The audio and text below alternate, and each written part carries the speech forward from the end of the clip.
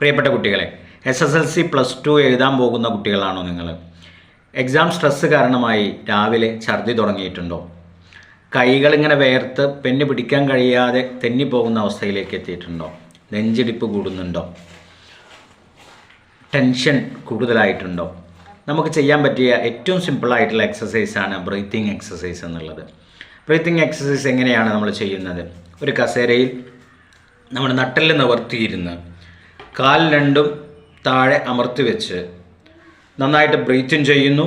2 second അവിടെ hold ചെയ്യുന്നു. എന്നിട്ട് സാവധാനം മൂക്കിലൂടെ തന്നെ ബ്രീത്ത് ഔട്ട് ചെയ്യുന്നു.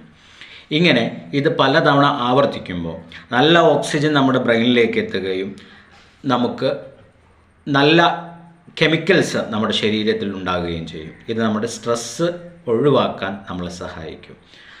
അപ്പോൾ എല്ലാവർക്കും എല്ലാ വിജയാശംസകളും നേരുന്നു.